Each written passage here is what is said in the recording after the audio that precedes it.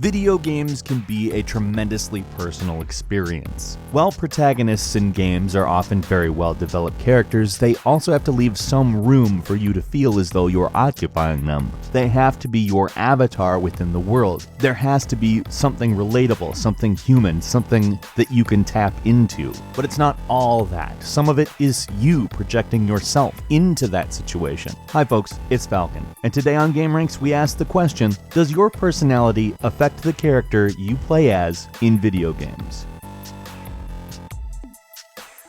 So in a lot of video games nowadays, you have the choices of moral or not moral, or in the case of Mass Effect, Paragon or Renegade. In Dishonored, low chaos, high chaos. More than a few games use this type of dynamic in which to, get to the ending in different ways so you can present different endings. Sometimes it's more complex than just simply a binary. There are games that have many different endings that depend very much on all of the choices you make. And then there are games that are presented as sandboxes for you to do whatever you want in, that don't necessarily have an ending, that just give you the platform to, do stuff. And there are also games that have that ending and have the choices and have the sandbox. There's games that pretty much do everything. Not necessarily as complex as, say, real life, but that's not the point. The point is, a lot of games give you the ability to slot your own personality into a game, or, if you so choose, to find out what would happen if you weren't like you in the game world. Now, the most obvious statement you can make is if you roleplay, you're obviously going to do it as if you were there.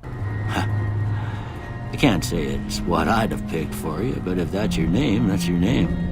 Now, that doesn't always mean you're presented with the array of choices you would be presented if that situation happened in real life, and it doesn't mean you exactly would do the thing that you choose, because if it's a choice that you're not necessarily fully in agreement with, it's not something that you'll necessarily love doing. However, being your role playing, you're doing the best you can with what you have to incorporate yourself into the game world. That game is going to probably, as best it can, reflect the outcome that you hope that you can achieve by making those choices that way. Now, a lot of the time, video games present you with intentionally somewhat morally gray choices, things that have consequences beyond that of what you initially want to choose, and they do this to make you consider parts of morality that you maybe wouldn't have. For instance, you may choose to save a character and not understand that it may kill another character to save that character. To use one of the names of Half-Life's 18 stages, there are unforeseen consequences. Well, main campaign anyhow. This initiates an interesting back and forth that causes you to start considering choices much heavier. And the more thought you put into your decisions, the more time you spend on them, the more of yourself you put into them. And the more of yourself you put into a game, obviously the better the game is if it's able to respond in some way. So to bring up Mass Effect again, they actually change your character's appearance based on the choices you make. If you go with Paragon, the scars on your character's face during the course of the second game heal up. If you choose Renegade, they visibly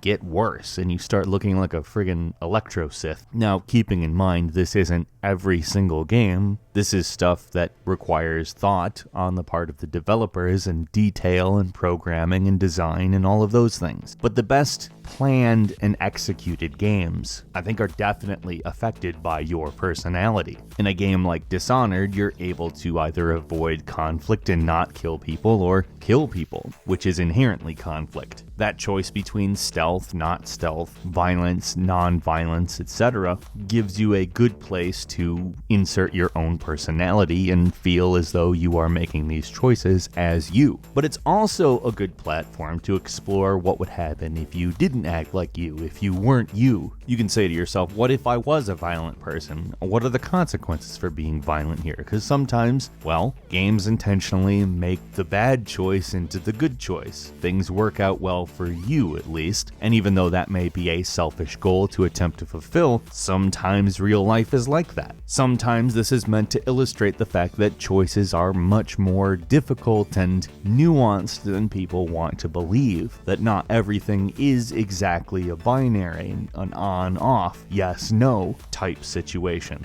You brought this on yourself. We were helping. What?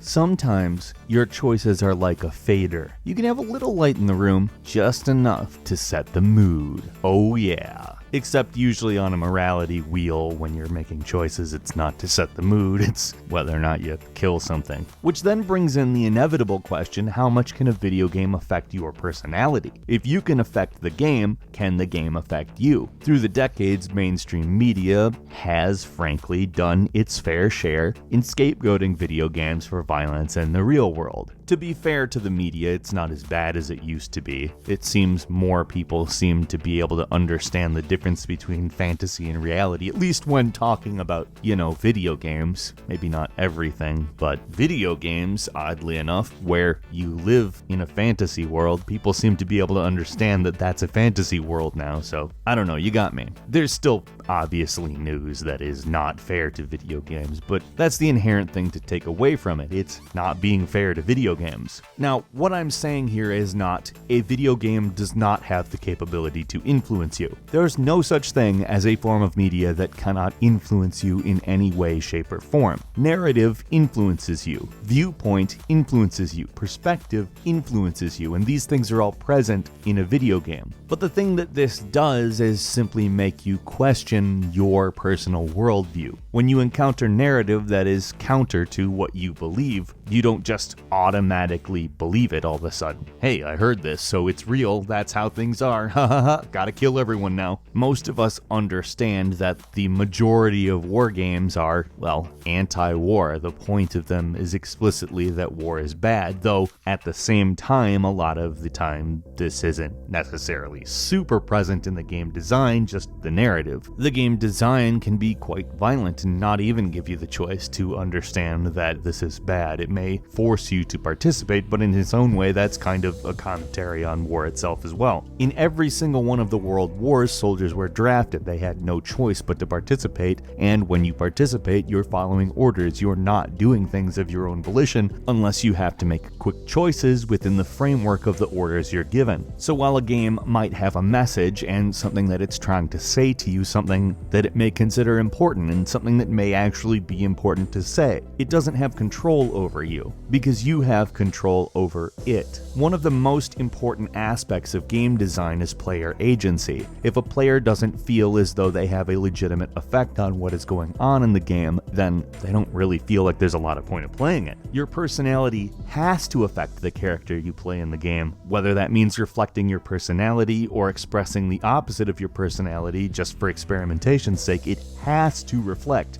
within the game. Because again, ultimately, you are the person who is in control of it, and if that stuff is not reflected in some way, the implication is you're not actually in control of it. And when you're 3 years old, it's fun to sit on a mechanical horse, put a penny in, and feel like you're an equestrian, but when you're 23, 33, those things just don't translate. It's not an experience that mirrors the feelings that you felt when you were 3. When you were 3, you didn't know that you weren't in control. You didn't know that this was just a ride. You thought you were on a horse, doing the horse thing. Video games are like that too. You have to be doing more than the horse thing. It has to feel like you affect the experience that you're having. Therefore, yes, your personality better affect the character as you play the video games. Otherwise, what's the point? Good game design is centered on ensuring the player has some degree of control within the environment that's been created by the developers. A video game isn't just an experience, it's a platform.